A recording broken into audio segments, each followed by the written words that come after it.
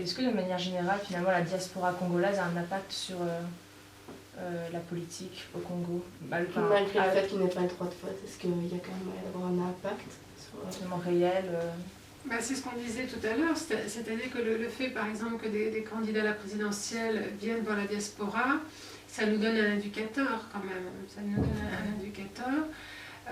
Maintenant, la diaspora a aussi fait des formes de lobby. Alors après, il y a les partis politiques, mais il y a aussi d'autres organismes qui peuvent avoir un discours politique sans être identifiés comme des partis politiques.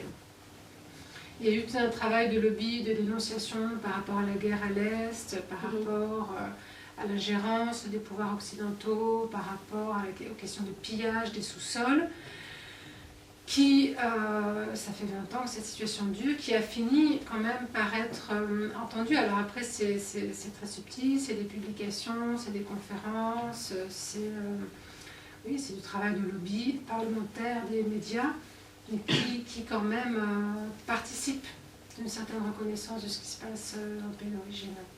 Après, si votre question, c'est plus la question de la mesure de l'impact, ça c'est très difficile. Et je ne suis pas sûre qu'on puisse y répondre.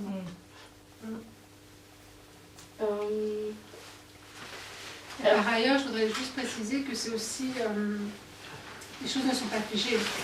Quand on parle de diaspora, la diaspora elle-même s'appelle diaspora, mais si on se réfère à certaines définitions très restrictives de la notion de diaspora, ça ne tiendrait pas, puisqu'en fait c'est un groupe qui bouge.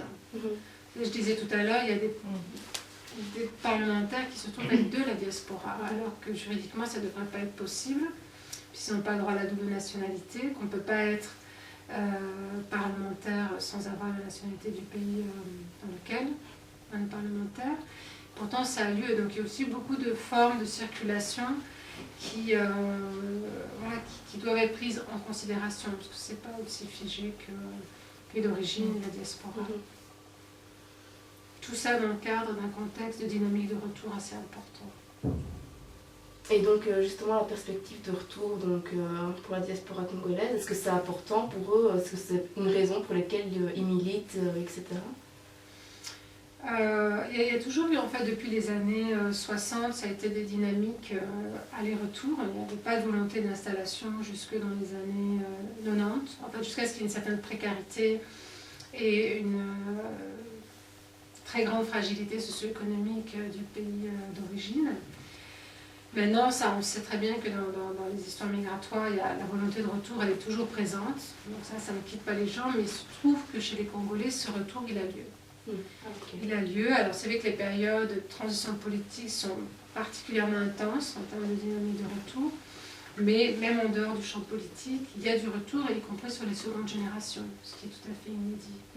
Et qui renseigne, en particulier en Belgique, en France, et qui renseigne aussi le contexte de discrimination raciale en fait, et de contexte postcolonial qui fait qu'il y a tellement peu d'avenir que du coup l'avenir c'est le pays d'origine et parfois ça demande de réentreprendre une migration avec autant de capital socio-économique que ça a pu en demander dans l'autre sens.